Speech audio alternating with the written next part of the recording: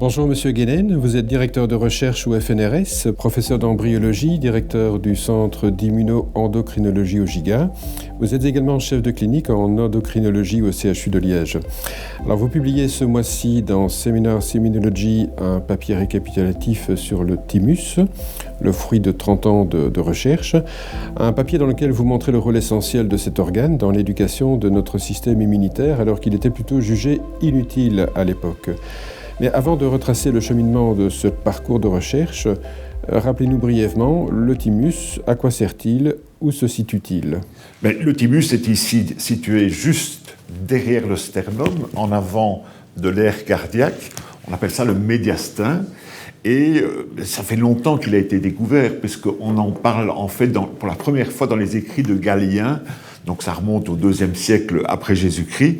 Et pendant des années, il n'y aura simplement que la mention de cette situation anatomique sans comprendre ce à quoi servait le thymus. Et il faut attendre les années 60 du XXe siècle pour se rendre compte qu'il joue un rôle important au sein du système immunitaire, on va le détailler par après, et nous sommes inscrits dans ce courant de recherche pour tenter d'élucider le rôle précis du thymus. Vous avez contribué à mettre au jour ce rôle précis. Si on revient au tout début de votre recherche, il y a l'ocytocine, qui est votre sujet de thèse de doctorat. Comment fait-on le lien entre l'ocytocine et le thymus? Oui, ça c'est assez... voilà. J'ai commencé ma carrière scientifique, je devais mettre au point un dosage de l'ocytocine. Et j'ai commencé à immuniser des lapins. À cette époque-là, on devait immuniser des lapins avec l'ocytocine pour obtenir des anticorps, un antisérum. Et je constatais que j'avais énormément de difficultés à obtenir des anticorps contre l'ocytocine, alors qu'un de mes collègues qui devait faire la même chose, mais pour la vasopressine, avait des anticorps avec un titre fabuleux. Donc je me désespérais un peu, mais enfin ça a été. Finalement, on a mis au point ce dosage, et on a pu montrer que l'ocytocine était produite dans le ver, chez la vache. Et on a commencé à travailler dans des cultures de cellules ovariennes de la vache. Et puis quand j'ai voulu faire une espèce de translation avant l'heure pour passer au système humain, lorsqu'on a travaillé sur des ovaires de femmes, ça ne marchait pas. Il n'y avait pas de production d'ocytocine dans l'ovaire de la femme. Donc il y avait vraiment déjà une différence d'espèce. Alors, je me suis dit, moi je ne suis pas parti pour faire la médecine vétérinaire, j'étais médecin, je me dis, il faut quand même que je change un peu mon fusil d'épaule. Et j'ai eu la chance de tomber sur un article de 1910 où des Anglais montraient que lorsqu'on injectait à des brebis des extraits d'ovaires et de thymus, ils déclenchaient l'éjection du lait. Or ça, c'est l'action biologique précise de l'ocytocine. Mais ils ne savaient pas que c'était l'ocytocine, puisque l'ocytocine ne va être découverte que dans les années 50. Donc je me suis dit, je vais voir si effectivement ce qu'ils avaient remarqué comme action biologique correspondait à une activité biochimique. Et c'est comme ça qu'on a détecté que dans le thymus, il y avait une synthèse importante d'ocytocine. C'est à partir de ce moment que vous vous posez des questions sur la relation éventuelle entre l'ocytocine et le système immunitaire. Alors ça, c'est aussi un courant de recherche à l'époque, donc dans les vraiment 84-85, où on commence à démontrer de mieux en mieux les connexions qu'il existe entre le système nerveux et le système immunitaire. Et un colloque avait même eu lieu ici à Bruxelles, organisé par le prix Nobel Roger Guillemin, sur les interactions entre système nerveux et système immunitaire. Et c'est mon patron à l'époque, Paul Franchigon, qui m'a dit « Écoute, ça c'est un domaine d'avenir, il faut que tu creuses ». Et c'est un peu comme ça que je me suis dit, est-ce que l'ocytocine pourrait jouer un rôle au sein du système immunitaire, et plus particulièrement dans le thymus, puisqu'on avait trouvé une activité d'ocytocine dans le thymus. Cette activité est en effet réelle, et vos recherches ont en particulier mis en évidence le rôle du thymus dans l'éducation du système immunitaire. Exactement. Donc, en fait, au départ, on découvre de l'ocytocine en quantité importante dans le thymus. Puis on se dit, à quoi sert-elle? Qu'est-ce qu'elle peut être son rôle? Et alors on est tombé à ce moment-là sur un dilemme, mais vraiment un dilemme important, le genre de problème auquel on peut être confronté dans la recherche et où on ne trouve pas tout de suite de solution. C'est que dans le thymus, l'ocytocine, alors que c'est le modèle d'hormones sécrétées, eh bien, elle n'était pas du tout sécrétée. Donc il fallait comprendre, essayer de comprendre si elle n'est pas sécrétée, mais comment les lymphocytes peuvent-ils recevoir un signal qui est émis par l'ensemble du thymus. Et là, on s'est vraiment, et c'est dans le courant des publications de l'époque, on s'est dit, mais si ce n'est pas une sécrétion, est-ce que ce ne serait pas une présentation? Alors, présentation, je ne vais pas rentrer dans les détails parce que c'est compliqué, mais il faut dire que présentation, c'est comme une cellule qui vient mettre à sa surface, dans un calice, le petit peptide en question. Le petit peptide n'est pas sécrété, il est simplement présenté aux lymphocytes T. Et donc, on a dit à ce moment-là, l'ocytocine dans le thymus, elle est là pour être présentée aux lymphocytes et programmer leur tolérance vis-à-vis du système neurohypophysaire. Quand je parle de la tolérance, c'est un mystère qui tracasse les immunologistes depuis le départ de l'immunologie à la fin du XIXe siècle. C'était de comprendre comment un système immunitaire qui peut reconnaître une multitude d'antigènes étrangers n'agresse pas l'organisme qui l'héberge. Maintenant, on sait qu'il peut l'agresser dans les maladies auto-immunes, mais un des mécanismes essentiels pour préserver l'intégrité de ce qu'on appelle le soi, c'est justement la présentation dans le thymus de toute une série de peptides du soi. On a souvent dit que c'était un peu une école de l'apprentissage du soi, et ce qui est un peu paradoxal, c'est que les bons élèves qui apprennent bien leurs leçons, ils sont évacués, ils décèdent parce qu'ils sont nocifs pour l'intégrité de l'individu. Donc ce qu'on appelle les fameux clones réactifs au soi, que Frank McFarlane-Burnet appelait les clones interdits, eh bien, les bons élèves sont éliminés, ils décèdent dans le thymus. Le thymus, c'est d'abord un cimetière. C'est un cimetière parce que sur 100 cellules qui vont venir se différencier en lymphocytes T, ça veut dire thymodépendant, pratiquement 95 à 97% disparaissent dans le thymus. Tellement cet apprentissage du soi est fondamental. Mais parfois le système déraille. C'est le cas pour les maladies auto-immunes.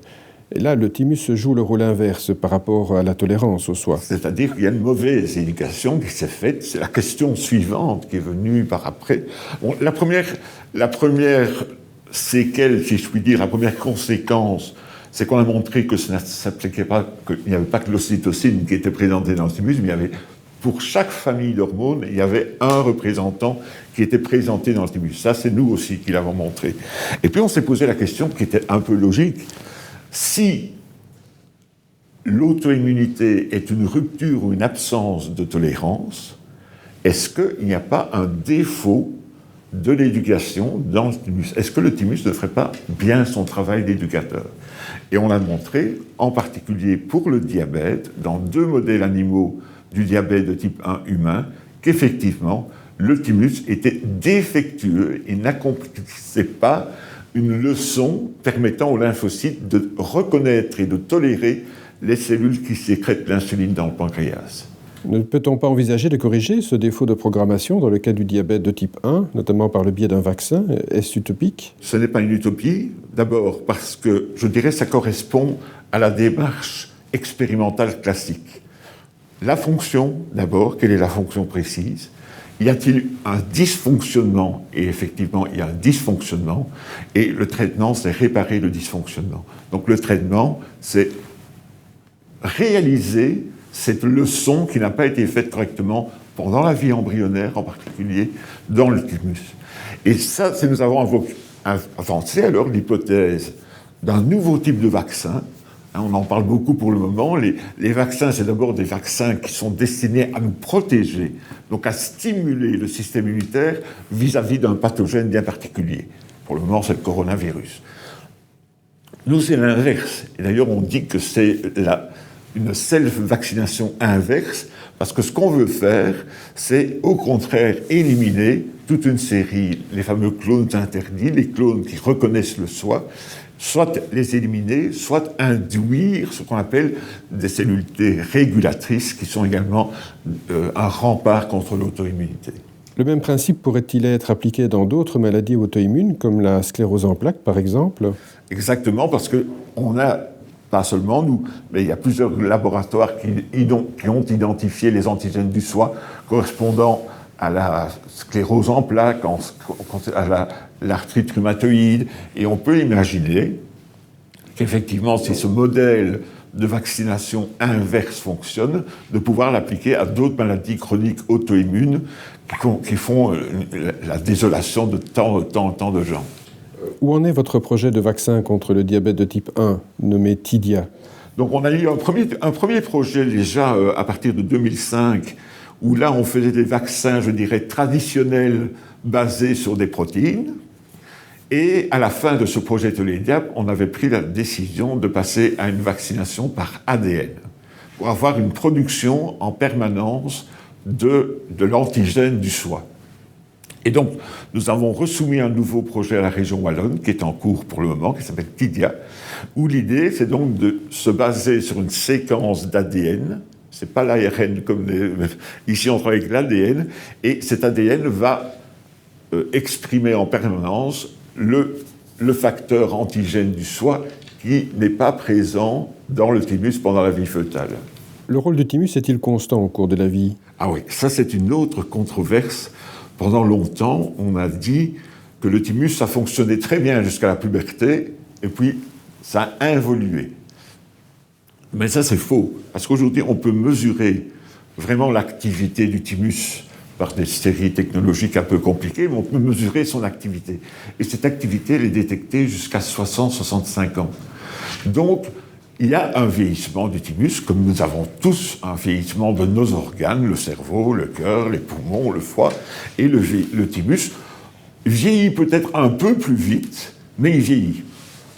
Et c'est aussi un axe de recherche, c'est de se dire que chez les personnes âgées qui répondent si mal aux vaccins, notamment, et qui font des infections sévères, on l'a encore vu avec le Covid dans la pandémie, les personnes âgées qui n'ont pas cette fonction thymique suffisante, sont des personnes à risque. Donc ça, c'est aussi une possibilité de recherche, c'est de stimuler, de régénérer la fonction du thymus jusqu'à un stade avancé de la vie. Il y a donc un lien entre la vaccination contre la Covid et le thymus. Mais bon, ici, la vaccination contre le coronavirus, c'est de l'ARN, mais on travaille également sur des virus atténués, donc il y a toute une série.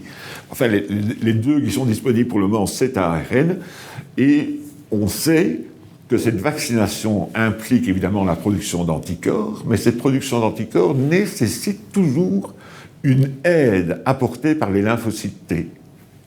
Et les lymphocytes T vont donc assister la production des anticorps, et les lymphocytes T, ils dépendent du thymus. Donc il y a une relation entre une efficience de l'activité du thymus et l'efficience du vaccin, de la réponse vaccinale. Merci, Monsieur Guénen, pour cet entretien.